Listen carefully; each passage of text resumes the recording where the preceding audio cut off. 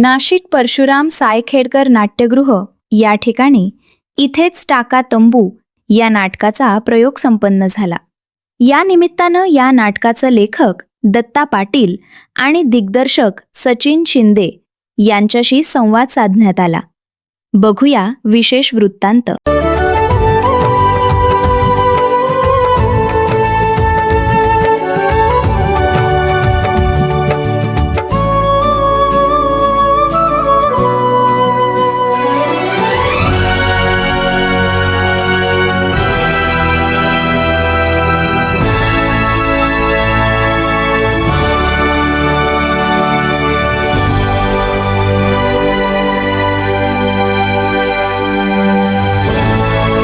नमस्कार नाशिककर, मी सुरेश चव्हाण. आपलं सर्वांचं हार्दिक स्वागत. आता आपण पसाला परशुराम सायखेडकर नाट्यगृह. खरं तर या ठिकाणी इथेच टाका तंबू या नाटकाचा प्रयोग संपन्न होतोय. या निमित्ताने आपल्यासोबत या नाटकाचे लेखक दिग्दर्शक आपल्यासोबत आहे. त्याचं दिग्दर्शन सचिन शिंदे सर यांनी केलंय, लेखन दत्ता पाटील सर यांनी केले. आणि विशेष आनंदाची गोष्ट, आपल्या सगळ्यांना सुपरिचित ही दोघी रत्न नाशिकची आहेत. आणि नेहमीप्रमाणे जर बघायला गेलं तर या नाटकासाठी त्यांनी अतोनात परिश्रम घेत संपूर्ण टीमने मेहनत घेतली.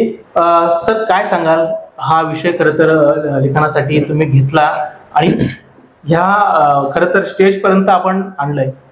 खरं तर एक 2.5-3 वर्षापूर्वी एक बातमी वाचण्यात आली होती आणि ती बातमी फारच विलक्षण होती की एका गुन्हेगारामध्ये जी एक नैतिकता जागी होते, एका कवीच्या निमित्तानं, त्या कवीच्या निमित्तानं जागी झालेली जी नैतिकता आहे त्या नैतिकतेची ही गोष्ट आहे. मी काही गोष्ट इथं सांगत नाही. ती बातमी वाचल्यानंतर मला हे नाटक लिहावंसं वाटलं आणि असं लक्षात आलं की याच्यामध्ये भरपूर नाट्य तर आहेच, पण एक सामाजिक संदेश पण आहे जो आपल्याला या सध्याच्या वातावरणात नीटनेटका लोकांपर्यंत देता येईल. नैतिकता ही काही केवळ जे सुशिक्षित आहेत किंवा जे अत्यंत बुद्धिजीवी आहेत अशाच लोकांची ही काही मक्तेदारी नाही आहे, पण नैतिकता ही चोरामध्ये पण असते, गुन्हेगारांमध्ये पण असते. जरा त्याला एक नीट एक जर चांगलं बोट सापडलं, त्याला एक चांगला आदर्श सापडला तर त्यांच्या मनामध्ये सुद्धा परिवर्तन होऊ शकतं. याची परिवर्तनाची ही गोष्ट आहे, गुन्हेगारामध्ये होणाऱ्या एका विलक्षण परिवर्तनाची आणि त्याला सापडलेल्या मानवपणाची, मानवतावादाची ही गोष्ट आहे, जी आम्ही यशवंतराव चव्हाण महाराष्ट्र मुक्त विद्यापीठाच्या ललित कला केंद्राच्या माध्यमातून रंगभूमीवर आणली आहे.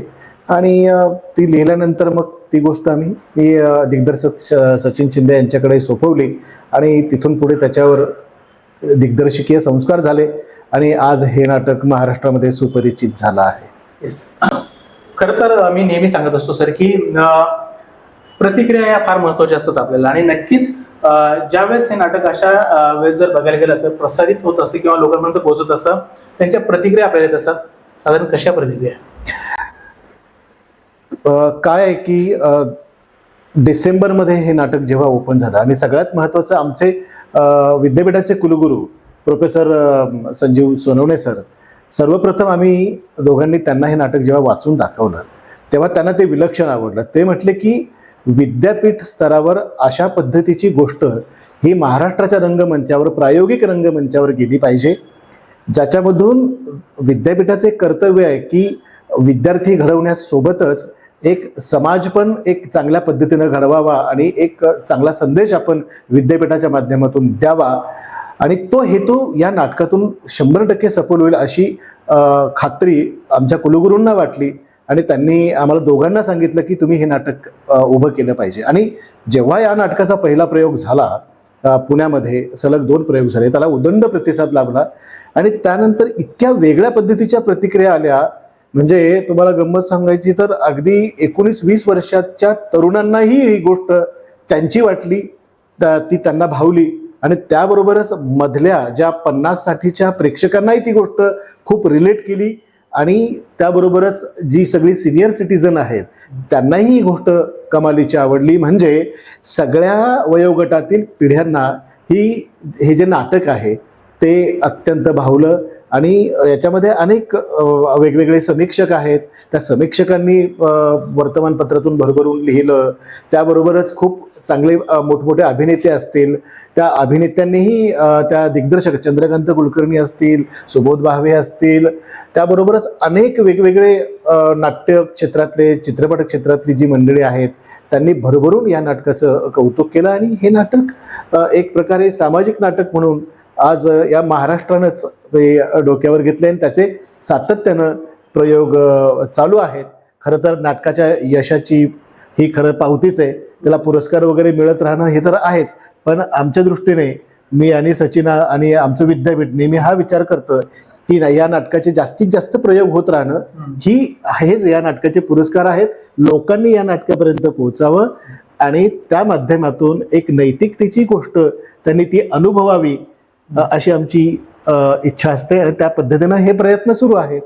नक्कीच. आता येणार मी दिग्दर्शक सचिन शिंदे सर यांच्याकडे. खरं तर लिखाण करून त्या साच्यामध्ये बसवणं जेवढं कठीण असतं त्याच पद्धतीने त्याचं दिग्दर्शन करणं खरं तर फार मोठी जबाबदारी असते. कारण हे सगळं करून घेणं आपल्याला कलाकारांकडनं आणि ते लोकांपर्यंत पोहोचवणं, ऑडियन्स पर्यंत किती कठीण असतं आणि काय सांगायला याबद्दल?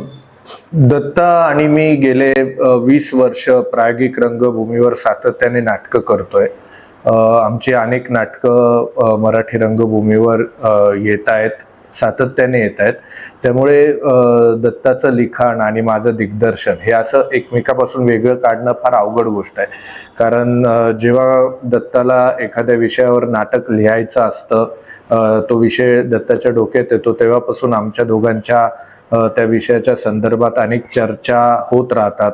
मग कधी कधी त्याला रंगमंचीय स्वरूप कसं देता येईल, त्याचा फॉर्म काय असेल, इथपासून तर विषयाला कलाटणी देणं, विषयात डीप मध्ये जाणं, अशा बारीक बारीक प्रत्येक शब्दावर आमची सतत डिस्कशन्स होत राहतात.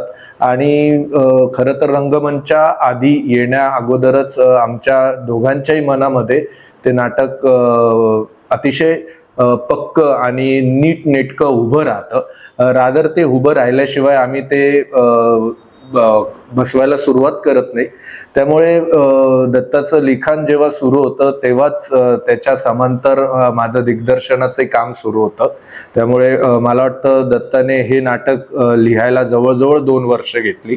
2 वर्षापासून आमच्या डोक्यात हा विषय चालू होता आणि तेव्हापासून हे कुठल्या फॉर्म मध्ये करता येईल, कसं करता येईल, याची मांडणी काय, कारण त्याची गोष्ट अतिशय छोटी आहे जी एका ओळीमध्ये सांगता येण्यासारखी, पण त्या एका छोट्या गोष्टीचं 2 अंकांमध्ये रूपांतर कसं करायचं हे खरं तर स्किल होतं. आणि दत्तानी त्या निमित्ताने समाजातल्या आत्ताच्या ज्या गोष्टी आहेत, समाजातले जे अनेक स्तर आहेत, म्हणजे राजकीय असतील, आर्थिक असतील, जी समाजातली विषमता आहे ती दत्ताच्या शैलीत नेहमीप्रमाणे अतिशय खुमासदार पद्धतीने त्याने त्याच्यावर भाष्य केलेलं आहे. त्यामुळे जेव्हा त्यानं पूर्ण स्क्रिप्ट झाल्यानंतर आम्ही वाचन केलं, पहिलं वाचन, तेव्हाच ते नाटक माझ्या डोळ्यासमोर लख्ख उभं राहिलं होतं. आणि मग तालमी घेऊन जे आपल्याला सुचलं, जे आपल्याला भावलं, जे आपल्याला दिसलं ते इम्प्लिमेंटेशन करणं एवढंच एक हातात होतं. परंतु आतापर्यंत जेवढी काही आम्ही नाटकं केली आणि इथेच टाका तंबू हे नाटक हे अतिशय वेगळ्या धाटणीचं, वेगळ्या फॉर्मचं नाटक आहे. आणि जसं दत्ताने सांगितलं, जसे त्याचे प्रयोग होत आहेत, दिवसागणिक प्रेक्षकांचा अतिशय छान रिस्पॉन्स या नाटकाला मिळालेला आहे.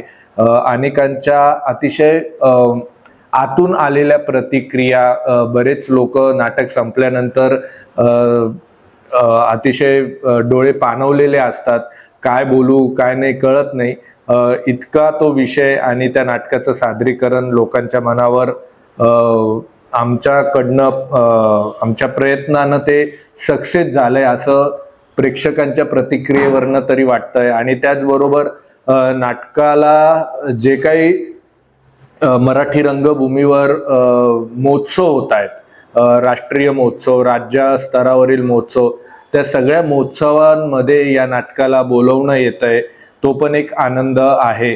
आणि या नाटकाच्या यशाचा आणखीन एक महत्त्वाचा भाग म्हणजे आम्हाला जी कलाकार मंडळी या नाटकासाठी मिळाली ती अतिशय गांभीर्याने नाटक करणारी, प्रायोगिक रंगभूमीकडे बघणारी अशी कलावंत मिळाली. त्यामुळे माझं काम आणखी सोपं झालं.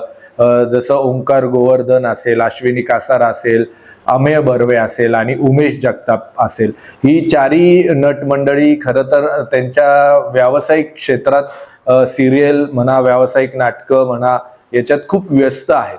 परंतु एक प्रायोगिक नाटक करण्याची आणि एक अस्सल नाटक करण्याची त्यांची जी इच्छा आहे, त्या इच्छेपोटी त्यांनी हे नाटक करायला होकार दिला. महिनाभर ही सगळी मंडळी नाशिकला येऊन विद्यापीठामध्ये थांबली. आम्ही साधारण सकाळी 9 ते रात्री 9 अशा महिनाभर त्याच्या तालमी केल्या आणि चर्चेतनं, डिस्कशनमधनं हे नाटक फुलत गेलं. तुम्ही जर नाटक बघितलं तर चौघांची कामं अतिशय अप्रतिम झालेली आहे. त्याचा जो फॉर्म आहे नाटकाचा तो लोकांना आवडतोय. लिखाण अर्थातच दत्ताचं लोकांना आवडतंच आणि अंतर्मुख करायला लावतं आणि छान वाटतं जेव्हा आपण एखादं वेगळं नाटक मराठी रंगभूमीवर आणतो आणि प्रेक्षकांची वाहवा आणि उत्स्फूर्त प्रतिसाद त्याला लाभतो. नक्कीच सर. खर तर ही जोडी जर बघायला गेलं तर नाशिकमध्ये सगळ्यांना सुपरिचित अशी जोडी आहे. एकाचं लेखन आणि दुसऱ्याचं दिग्दर्शन, हे बॉन्डिंग त्यांचं जर बघायला गेलं तर खूप छान आहे. सो प्रत्येक नाटक त्याच धाटणीचं होत असतं. लिखाण तसं, दिग्दर्शन तसं आणि सादरीकरण देखील त्या पद्धतीने होत असतं. खूप साऱ्या शुभेच्छा तुम्हाला.